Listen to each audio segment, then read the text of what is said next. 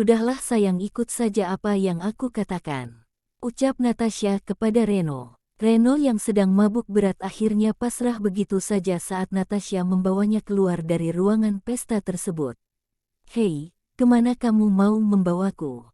Tanya Reno saat menyadari bahwa Natasha membawanya keluar dari ruangan pesta tersebut. Sudahlah, jangan banyak tanya, aku akan membawamu ke tempat yang bisa membuatmu merasa sangat bahagia, ucap Natasha dengan sedikit kesusahan menuntun Reno agar mengikuti dirinya menuju ke arah kamar yang sudah dia pesan.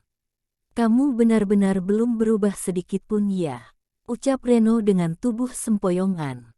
Dia begitu mabuk, begitu banyak alkohol yang masuk ke dalam tubuhnya hingga membuat kesadarannya mulai menurun. Bahkan saat Natasha berhasil membawa Reno masuk ke kamar hotel yang dia pesan, Reno seutuhnya mulai kehilangan kesadarannya. Kesempatan itu dipergunakan oleh Natasha dengan semaksimal mungkin. Dia sengaja membuka baju Reno kemudian membaringkannya di atas ranjang. Senyumnya begitu lebar saat melaksanakan aksinya. Natasha benar-benar beranggapan bahwa usahanya itu akan membuat Reno benar-benar terjebak kepadanya, yang membuat Reno mau menikahi dirinya dan hidup bersama dengannya. Aku sangat yakin sekali dengan cara ini maka kamu akan menjadi milikku. Biarlah untuk sementara waktu ini aku mengalah menjadi istri keduamu, tapi suatu saat nanti aku akan berusaha untuk menyingkirkan Alia dalam kehidupan kita berdua, gumam Natasha dengan senyuman licik di wajahnya. Dia berencana mempergunakan kesempatan bagus itu untuk membuat Reno tunduk kepadanya. Natasha sengaja menyebarkan pakaian Reno di sekitaran tempat tidur tersebut. Dia pun dengan cepat membuka pakaiannya kemudian menyebarkannya juga di sekitaran lantai dan juga ranjang yang ada di kamar hotel tersebut. Lalu ikut berbaring di atas tempat tidur tubuhnya, dan tubuh Reno sekarang tak memakai pakaian sehelai benang pun. Kesempatan itu dipergunakan dengan baik oleh Natasha. Dia banyak mengambil gambar seakan-akan memperlihatkan mereka habis melakukan sesuatu yang tidak-tidak. Natasha juga mengambil beberapa video yang akan dia pergunakan nanti untuk menekan Reno agar Reno mau menikahinya dengan apa yang sudah mereka lakukan tersebut. Setelah selesai dengan aksinya, Natasha berbaring di samping Reno dengan senyuman mengembang di wajahnya. Kenapa sih kamu cepat sekali pingsan? Jika kamu masih sadar sedikit saja maka kita pasti akan bisa melakukan hal yang sangat menyenangkan malam ini, gumam Natasha sambil memandangi wajah Reno dengan pandangan yang dipenuhi kerinduan yang begitu besar. Dia membelai tubuh Reno dengan penuh kasih sayang. Aku benar-benar mencintai kamu Reno, dan aku ingin menghabiskan hidupku denganmu. Apapun sanggup aku lakukan agar bisa bersatu denganmu. Aku tak akan pernah rela sedikit pun kehilangan dirimu karena bagiku kamu adalah masa depanku, ucap Natasha sambil membelai lembut wajah Reno yang tertidur pulas. Natasha sengaja memeluk tubuh Reno dengan penuh kerinduan. Dia seakan ingin menghabiskan waktu yang begitu berharga itu untuk berduaan dengan Reno, walaupun Reno tidak sadarkan diri. Ayolah sayang, buka matamu agar kita bisa melakukan sesuatu yang sangat menyenangkan, ucap Natasha sambil berusaha untuk membangunkan Reno, tapi Reno yang saat itu memang benar-benar mabuk tak menyadari sedikit pun di mana dia berada saat itu. Akhirnya Natasha hanya bisa mengambil beberapa gambar serta video saat ia bersama dengan Reno. Dia memperhatikan hasil video serta foto yang berhasil diambil. Aku yakin dengan foto ini Reno pasti akan percaya kalau kami habis melakukan sesuatu. Dengan foto dan video ini juga aku akan memaksa dia agar mau menikahiku, agar dia mau bertanggung jawab kepadaku, gumam Natasha dengan penuh senyuman licik di wajahnya. Membayangkan bahwa Reno akan percaya kepadanya lalu masuk dalam tipu muslihat yang dia buat. Sementara Chandra dan juga teman-teman Reno lainnya yang berada dalam pesta merasa kehilangan Reno, sehingga mereka pun memutuskan untuk mencari Reno di kamar mandi. Sialan, kemana dia? Apa dia kabur karena tak berani melawanku menghabiskan minum-minuman ini?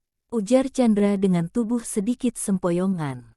Mana mungkin Reno bisa bersikap seperti itu?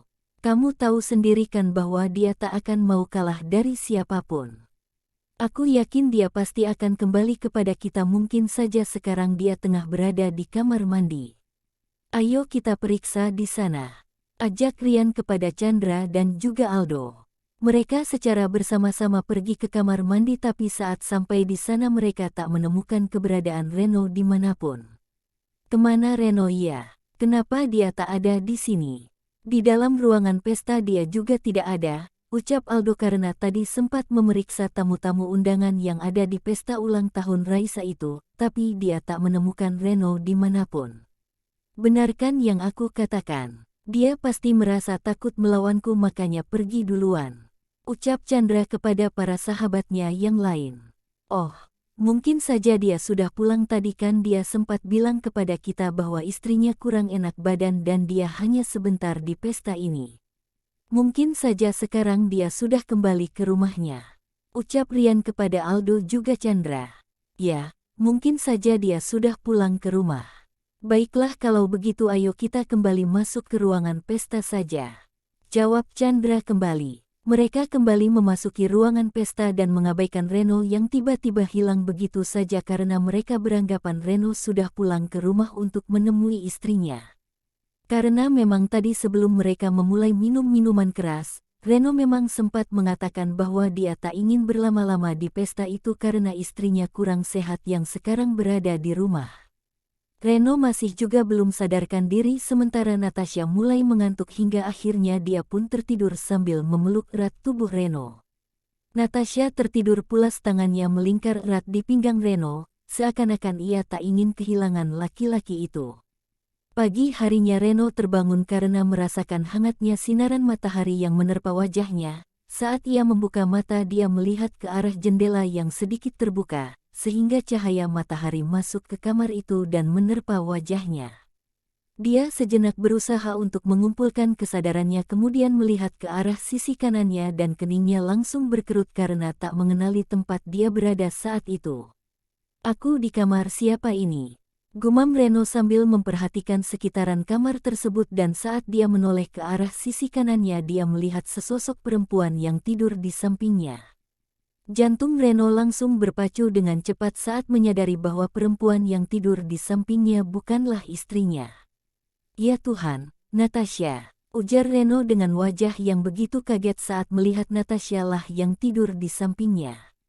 Dia sangat kaget sekali dan langsung terlonjak saat menyadari bahwa dia tengah tertidur bersama dengan Natasha. Bagaimana mungkin ini? Mana mungkin aku bisa tidur dengan Natasha? Ucap Reno dengan muka pucat pasi.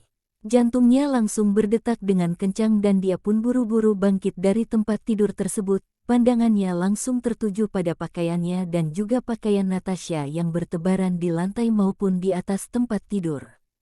Ya Tuhan, apa yang sudah aku lakukan? Ujar Reno dengan penuh ketakutan. Natasha yang tengah tidur langsung terbangun saat mendengar suara Reno yang begitu terkejut dengan keadaan mereka berdua. Reno, kamu sudah bangun, ucap Natasha sambil meregangkan tangannya, padahal saat itu dia tak menggunakan pakaian sehelai benang pun. Reno langsung memalingkan muka saat menyadari bahwa Natasha tak menggunakan pakaian sedikit pun. Ada apa ini Natasha? Kenapa kita bisa berada di kamar ini berdua? Tanya Reno dengan penuh keterkejutan.